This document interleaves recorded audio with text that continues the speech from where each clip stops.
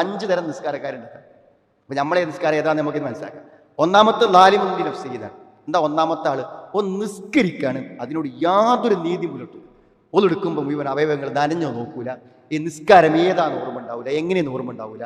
പ്രാർത്ഥന ചെല്ലിയിൽ ഇറക്കകത്ത് 3 എണ്ണായോ 4 എണ്ണായോ 2 എണ്ണായോ ഒരു ബോധമില്ലാത്ത ഒരു നിസ്കാരം. അത് ശരിക്കും എന്താ വെച്ചാൽ അയാൾക്കൊരു കൂലിട്ടാനല്ല, പടച്ചോർക്കൊരു ശിക്ഷ കിട്ടാനുള്ളൂ. അപ്പോൾ വൈലുല്ലിൽ മുസല്ലി എന്നാണ് അല്ലദീനഹും അൻ സ്വലാത്തിഹിം സാഹൂൻ. നിസ്കരിക്കുക എന്നുള്ള ഒരു കടമ കഴിക്കാൻ വേണ്ടി മാത്രമുള്ള ഒരു പരിപാടി. അങ്ങനെ നിസ്കരിക്കുന്ന ആൾക്കാർ ഒരു വരുന്നവും പോണതും അറിയില്ല, അത്ര പെട്ടെന്ന് പരിപാടി കഴിഞ്ഞ് പോകുന്നതാണ്. ഒന്നിലും പൂർണ്ണതല്ലാത്ത ആൾക്കാർ. രണ്ടാമത്തെ എന്താ വെച്ചാൽ നോക്കിയ നിസ്കാരത്തിൻ്റെ ഒക്കെ ഉണ്ടാവും, അതിൻ്റെ അർക്കാനുകളും എല്ലാ കാര്യങ്ങളും ഒക്കെ ഉണ്ടാവുന്നതാണ്. പക്ഷെ മനസ്സ് മാത്രം നിസ്കാരത്തിൽ എത്തിയിട്ടുണ്ട്. അതാ രണ്ടാമത്തെ വിഭാഗം. ഏത്? നിസ്കാരത്തിൻ്റെ എല്ലാ പരിപാടിയും റുക്കൂ സുജൂദും ഒക്കെ ഉണ്ടാവും, ചിലരൊക്കെ ചെയ്യും. പക്ഷേ മനസ്സ് മാത്രം നിസ്കാരത്തിലില്ല. നിസ്കാരത്തിൽ എവിടെയോ എന്തെയോ ആലോചിച്ച് നിൽക്കുന്ന 2. മൂന്നാമത്തെ നിസ്കാരക്കാരൻ ആലോചിച്ചാൽ, മൂന്നാമത്തെ നിസ്കാരം എന്ന് പറഞ്ഞാൽ നിയമങ്ങളെല്ലാം കൃത്യമായി പാലിക്കും, അതേപോലെ തന്നെ ചിന്തകളെ നിയന്ത്രിക്കും.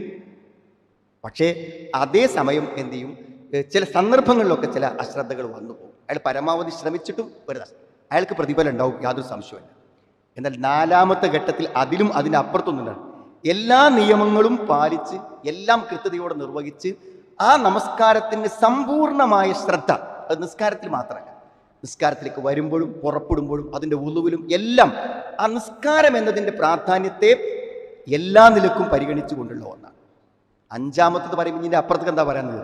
5ാമത്തതിൽ പറയുന്നത് എന്താ വെച്ചാൽ പൂർണ്ണമായ ജീവിതത്തിൽ പരിപൂർണമായ ഭക്തി പുലർത്തി എല്ലാ നിഷിദ്ധങ്ങളിൽ നിന്നും വിട്ടുനിന്ന് ഒരു പരിപൂർണത സൂക്ഷ്മത പാലിക്കുന്ന ഒരു വ്യക്തിൻ്റെ നിസ്കാരത്തിൽ മാത്രം ശ്രദ്ധ പുലർത്തുന്ന ഒരാൾ നിസ്കാരം പോലെ അല്ലാതെ ജീവിതം മുഴുവനും ശ്രദ്ധ പുലർത്തുന്ന ഒരാൾക്ക് നിസ്കാരത്തിലും അതീവമായ ശ്രദ്ധ പുലർത്താൻ സാധിക്കുമെന്നാണ്. അങ്ങനെ നിസ്കരിക്കുമ്പോൾ അവൻ അള്ളാഹുവിൻ്റെ മുഖറബാവുന്നു, അള്ളാഹുവിലേക്ക് ഏറ്റവും അടുത്ത ആളാവുന്നു. ഏതായിരുന്നാലും നിസ്കാരത്തിന് പ്രതിഫലം ലഭിക്കുന്ന രൂപത്തിൽ നിസ്കാരം നിർവഹിക്കാൻ ശ്രമിക്കണം.